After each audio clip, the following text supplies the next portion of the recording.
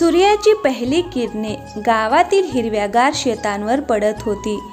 हे तेच गाव होते जिथे कष्ट आणि नशिबाचे भाग्य दिसत होते. या गावात एक गरीब शेतकरी रमेश आणि त्याची पत्नी जानकी राहत होते. रमेशचे आयुष्य अडचणींनी भरलेले होते, पण तो कधीही हार मानत नव्हता. एके दिवशी सकाळी रमेश शेताकडे जात होता. जानकीने त्याला थांबवले आणि म्हणाली, रमेश, तू रात्रंदिवस शेतात कष्ट करतोस. कधी कधी तू खायला आणि पाणी प्यायलाही विसरतोस. आज हवामान चांगले नाही आहे. शेतात काम करण्याऐवजी तू थोडी विश्रांती घ्यावी. जानकी, मी शेतात काम करणार आहे. तू जे काही म्हणत आहेस ते मला समजले नाही, पण आज मी विश्रांती घेतली तर उद्या खाण्यासाठी काहीही राहणार नाही. कष्ट हाच आपला जगण्याचा एकमेव मार्ग आहे. तिच्या पतीची मेहनत समजून जानकीने त्याला सांत्वन दिले आणि त्याला एका लहान गठ्ठ्यात बांधलेली भाकरी आणि लोणचे दिले. रमेशने त्याच्या आजारी आईचे पाया पडला आणि तो शेताकडे निघाला. शेतात पोचल्यावर रमेशने पाहिले की त्याचे पीक चांगले वाढत आहे. त्याने विचार केला, जर यावेळी पीक चांगले आले तर मी सर्व कर्ज फेडून टाकेन. जर काही पैसे वाचले तर मी घराच्या मागच्या छताचीही दुरुस्ती करेन. आता या पिकांकडून खूप अपेक्षा आहेत. देव जाणू सर्व काही ठीक करेल. तो दररोज देवाकडे प्रार्थना करत असे आणि कठोर परिश्रम करू लागला. तो रात्रंदिवस शेतात कष्ट करू लागला. एके दिवशी तो घरी परतत असताना वाटेत त्याला एक म्हातारा बाबा भेटला. म्हातारा बाबा रमेशला म्हणाला, मुला, तू मला थोडी मदत करू शकतोस का? मला खूप भूक लागली आहे. गेल्या 3 दिवसांपासून मी काहीही खाल्लेलं नाही.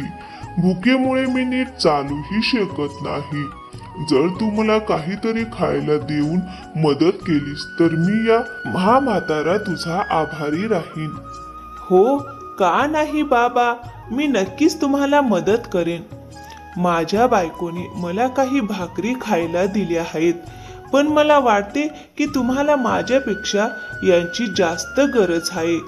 मला तुमची मदत करायला खूपच आवडेल. तुमचे पोट भरण्यासाठी हे घ्या. रमेशने त्याच्या गठ्ठ्यातून भाकरी काढल्या आणि त्या म्हाताऱ्या बाबाला दिल्या. म्हाताराने त्याला आशीर्वाद दिला आणि म्हणाला, खूप खूप धन्यवाद मुला. देव तुला तुझ्या कष्टाचे फळ नक्कीच देईल. तू मला मदत केलीस, तो तुझ्या कष्टाचे फळ देईलच. काही दिवसातच रमेशच्या कष्टाचे फळ मिळाले आणि त्याचे पीक फुलू लागले. गावातील लोक रमेशचे कौतुक करू लागले. गावाचे प्रमुख सोहनलाल यांनीही त्याचे कौतुक केले. सोहनलाल म्हणाले, रमेश, तुझी मेहनत पाहून आम्हाला अभिमान वाटतो, पण मेहनतीसोबतच नशीबही महत्वाचे आहे. रमेश म्हणाला. त्याने नम्रपणे उत्तर दिले, सोहनलालजी, मी नेहमीच असे मानत आलो आहे की मेहनत हेच खरे नशीब आहे. जर आपण मेहनत केली तर नशीबही आपल्या सोबत असेल.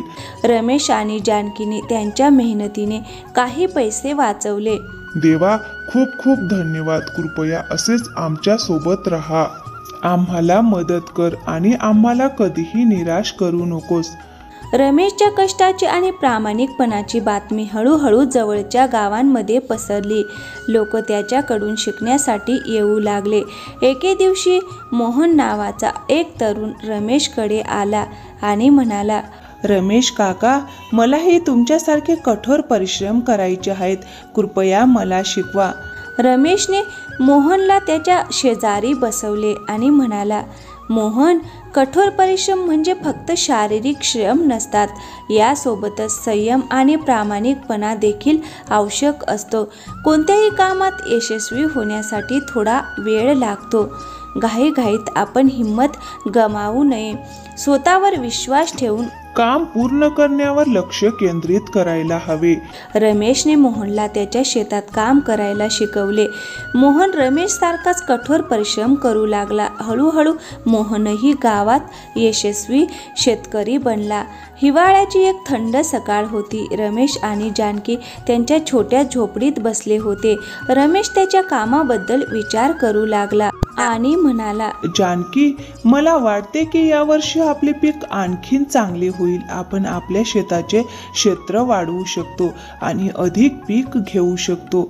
मी म्हणालो की केवळ कठोर परिश्रमाने ध्येय साध्य होऊ शकते. कठोर परिश्रम हे यशाचे लक्षण आहे. रमेश, तू अगदी बरोबर आहेस, पण यावेळी आपल्याला खूप कठोर परिश्रम करावे लागतील. गावातील इतर शेतकरी देखील आपल्यासारखेच कठोर परिश्रम करत आहेत, म्हणून आपल्याला आणखीन कठोर परिश्रम करावे लागतील.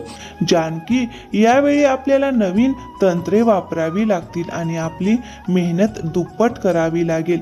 तरच आपल्याला आपल्या पिकाला चांगला भाव मिळेल. रमेश त्याच्या गावातील कृषी विशेषज्ञ यांची भेट घेतली आणि नवीन पद्धतीबद्दल माहिती घेतली. तो जानकीला म्हणाला, जानकी, आपल्याला आपल्या शेतात बहुपिकीय शेती करावी लागेल.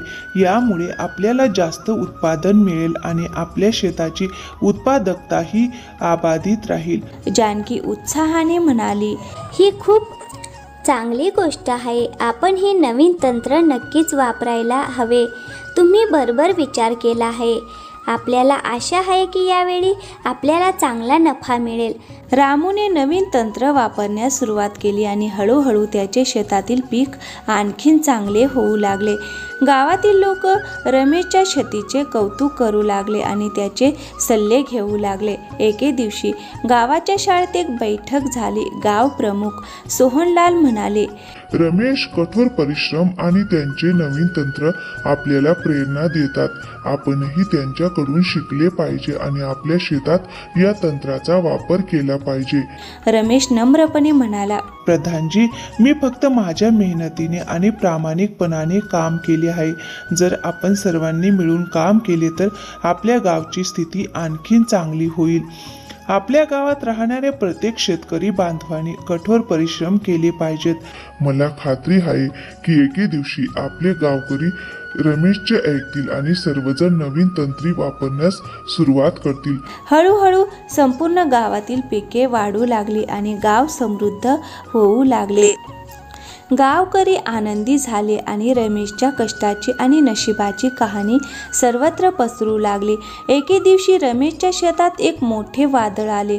त्याचे पीक उद्ध्वस्त झाले आणि तो विचार करत होता, आता आपले काय होणार? माझी सर्व मेहनत व्यर्थ गेली. एका वादळाने काही तासात महिन्यांची मेहनत नष्ट केली. जणू काही सर्व स्वप्ने भंग झाली आहेत. रमेश, आपण आशा सोडू नये. वादळाने पीक नष्ट केले तर आपण पुन्हा कठोर परिश्रम करू आणि आपली पिके पुन्हा बहरतील. तू आशा सोडू नकोस. सर्व काही ठीक होईल. विश्वास ठेव. रमेशने जानकीचे ऐकले आणि पुन्हा कठोर परिश्रम करू लागला. त्याने पुन्हा आपले शेत तयार केले आणि नवीन पीक पेरले. गावातील लोकही त्याला मदत करायला आले आणि सर्वांनी मिळून काम केले. रमेशने गावातील मुलांनाही शेतात काम करण्यास प्रेरित केले. तो म्हणाला, मुलांनो, जर तुम्ही आतापासून कठोर परिश्रम करायला शिकलात तर भविष्यात तुम्हाला कोणत्याही अडचणींना तोंड देणे सोपे जाईल. मुलांनी रमेशचे ऐकले आणि शेतात एकत्र काम केले. हळूहळू रमेशचे पीक पुन्हा वाढू लागले आणि त्याच्या कष्टाचे फळ त्याला मिळाले. गावातील लोक त्याची स्तुती करू लागले आणि त्याची कहाणी सर्वत्र पसरू लागली. एके दिवशी रमेशला एक मोठी संधी मिळाली. गाव प्रमुख सोहनलालने त्याला बोलावून म्हटले, रमेश, तुझी मेहनत आणि प्रामाणिकपणा पाहून सरकारने तुला एक मोठ्या पुरस्कारासाठी नामांकित केले आहे. तुम्हाला दिल्लीला एका कार्यक्रमासाठी आमंत्रित केले आहे. रमेश आश्चर्याने म्हणाला, प्रधानजी, मी ह्या योग्य नाहीये. मी फक्त कठोर परिश्रम आणि समर्पणाने माझे काम केले आहे. प्रधानमंत्री हसले आणि म्हणाले, रमेश, ही तुझी नम्रता आहे. तुझ्या मेहनतीमुळे आणि समर्पणामुळे आज हे गाव समृद्ध आहे. तुला हा पुरस्कार नक्कीच मिळाला पाहिजे. रमेशने दिल्लीला जाऊन पुरस्कार स्वीकारला. तिथे त्याला एक मोठे व्यासपीठ मिळाले आणि त्याने त्याची गोष्ट सर्वांसोबत शेअर केली. तो म्हणाला, कोणतेही काम यशस्वी होण्यासाठी आपण आपले काम कठोर परिश्रम आणि खऱ्या समर्पणाने करणे महत्त्वाचे आहे. येथे उपस्थित असलेला प्रत्येक व्यक्ती आपली स्वप्ने पूर्ण करण्यास सक्षम आहे. गरज आहे ती कधीही हार न मानण्याची. म्हणून तुम्ही सर्वजण मला वचन द्या की तुम्ही तुमच्या स्वप्नांसाठी मनापासून कठोर परिश्रम कराल. कोणाला माहिती आहे की कठोर परिश्रम तुमचे नशीब उघडू शकतात. जर आपण कठोर परिश्रम केले तर नशीब देखील आपल्यासोबत असेल. तर मित्रांनो, कशी वाटली तुम्हाला आजची गोष्ट? आवडली असेल तर व्हिडिओला एक लाईक करा आणि हो, चॅनलवर नवीन असाल तर प्लीज चॅनलला सबस्क्राईब नक्की करा. थँक्यू.